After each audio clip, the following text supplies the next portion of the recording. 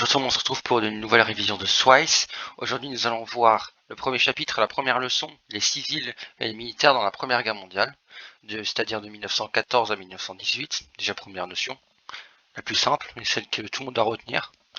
Nous allons commencer direct avec l'introduction, c'est-à-dire les grandes phases de la guerre. Donc déjà, nous avons quelques définitions, comme la Triple Entente, qui est en fait une alliance qui compose la Grande-Bretagne, la France, la Russie, l'Italie à partir de 1915, et aussi les USA à partir de 1917. La Triple Alliance, c'est-à-dire l'Allemagne, l'Autriche-Hongrie, l'Italie jusqu'en 1915, et l'Empire ottoman. La Triple Alliance peut aussi se nommer les empires centraux, ça dépend des leçons, parce que chaque année ça peut changer. La première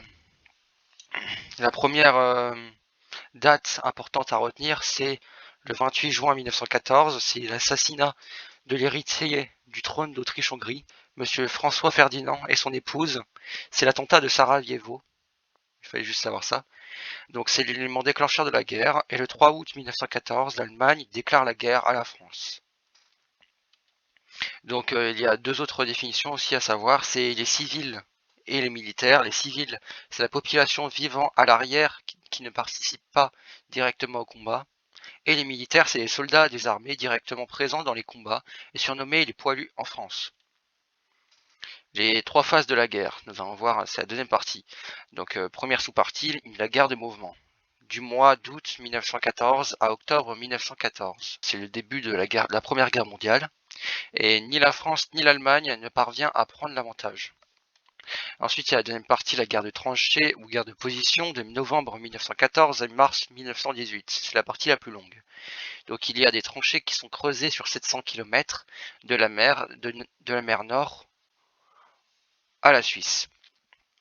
En avril 1917, les États-Unis entrent en guerre du côté de l'Entente et apportent 4 millions d'hommes. De février et octobre 1917, il y a deux révolutions communistes. La chute du tsar Nicolas II lors de la première est dirigée par Lénine en Russie, et une autre qui est sa prise au pouvoir. Cela empêche la Russie de sortir oblige la Russie de sortir de la guerre. Il faut voir la leçon numéro 2 qui va bientôt sortir, qui parle beaucoup de ça. Ensuite, il y a la troisième partie qui est la reprise de la guerre de mouvement du mois d'avril à novembre 1918. Donc c'est l'échec de l'Allemagne qui avait relancé une offensive contre la France. La France remporte la guerre durant l'été 1918. Attention, date importante, le 11 novembre 1918, il y a la signature de l'armistice, et le 28 juin 1919, il y a la signature du traité de Versailles. Ensuite, nous allons voir une troisième partie sur la guerre nouvelle, avec l'exemple de la bataille de Verdun. Donc de février 1916 à décembre 1916, il y a la bataille de Verdun. Les soldats se retranchent et abritent dans des tranchées. Les soldats français étaient appelés les poilus, et les Allemands ont pour but de saigner à blanc l'armée française. Il y a trois généraux français qui se succèdent, Joffre, Pétain et Nivelle. Le bilan, presque 3000 morts par jour et plus de 700 000 soldats morts en tout. 45 millions d'obus sont lancés. Ensuite, il y a l'exemple de la bataille de la Somme qui se situe dans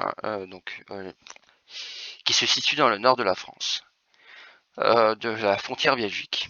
La bataille dure 5 mois, de juillet à novembre 1916, et oppose les Français, les Anglais, c'est-à-dire l'Entente, avec les Allemands, les empires centraux.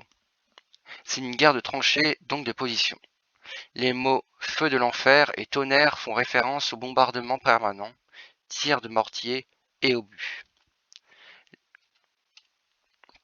Le soldat combat pour faire son devoir, défendre sa patrie et chasser les Allemands. Les effroyables conditions de combat sont la longueur, plus de 15 jours au front, une boucherie, un carnage, 1 million de morts ou de blessés, des destructions totales, c'est-à-dire des disparitions de villages entiers. Ensuite, nous allons voir la partie 3 sur l'armement et la condition de vie. Donc il y a un armement moderne et meurtrier, c'est-à-dire les mitrailleuses, les obus, les grenades, les bombes, le gaz chimique, les lance-flammes, les tanks, etc. Et les conditions de vie sont éprouvantes dans les tranchées. La boue, les poux, les rats, cadavres, les blessés qui agonisent, sous-nutrition, la peur, la folie meurtrière, le carnage et la boucherie. Ensuite, il y a une quatrième partie qui est sur le génocide arménien de 1915.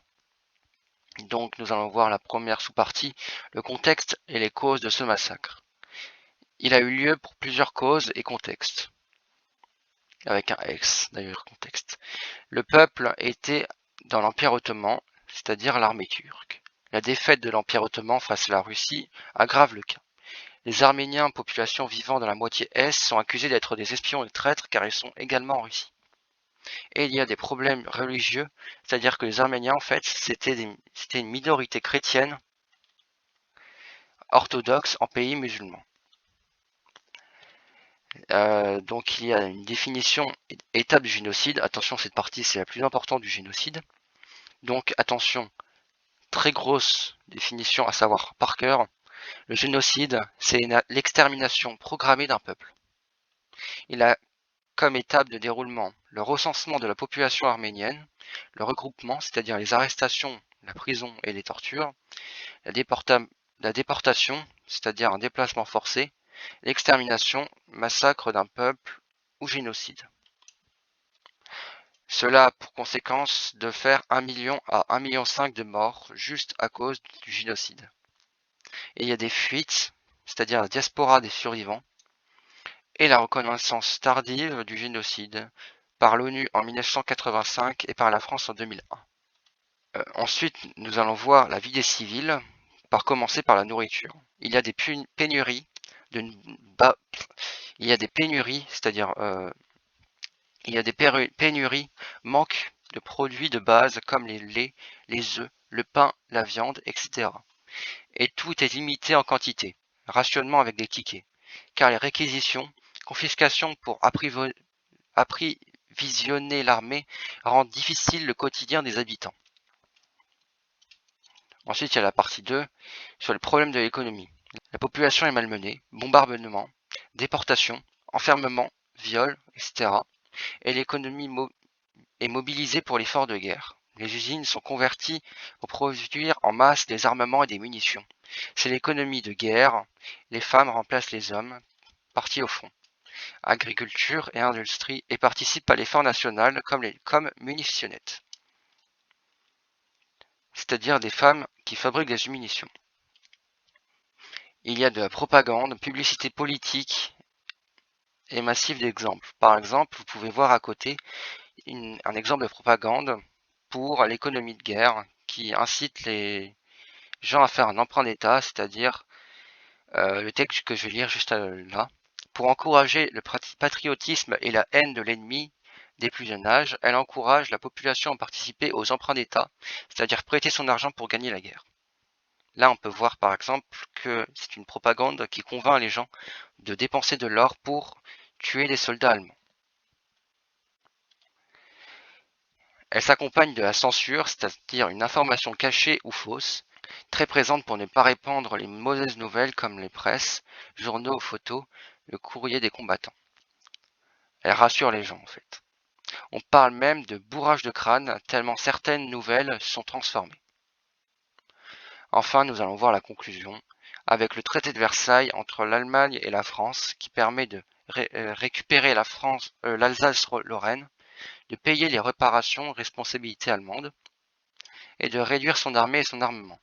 Et les réparations, c'est-à-dire rembourser tout le monde, quoi. Les Allemands trouvent cela injuste et nomment ce texte le dictat. L'Europe est affaiblie et divisée alors que les USA deviennent une grande puissance. Bilan, 10 millions de morts, dont 1,5 million de Français. Les gueules cassées sont plus de 6 millions. Les gueules cassées, c'est des personnes qui ont des dommages très très forts. Genre des membres en moins, etc., etc. Certaines villes comme Reims ont été totalement détruites. Enfin, nous allons voir l'axe chronologique avec toutes les dates que je vais vous énoncer ci-dessus et qu'il faut absolument savoir. Donc le 28 juin 1914, il y a l'attentat de Sarajevo. Et en août 1914, le 3, c'est le début de la guerre. Et en année 1916, il y a la bataille de Verdun. En 1917, il y a l'entrée en guerre des États-Unis en avril. En avril-juin, il y a d'ailleurs des mutineries. En mars 1918, il y a la paix entre l'Allemagne et la Russie. En novembre 1918, il y a l'armistice, le 11 novembre. Attention, très important. Et en juin 1919, il y a le traité de Versailles. Elle s'accompagne d'une guerre de mouvement entre le début et la fin, et une guerre de position au milieu, qui est assez grande. Merci d'avoir regardé cette vidéo, like, commente et partage, et révise maintenant tes connaissances avec le test que je vous propose juste après.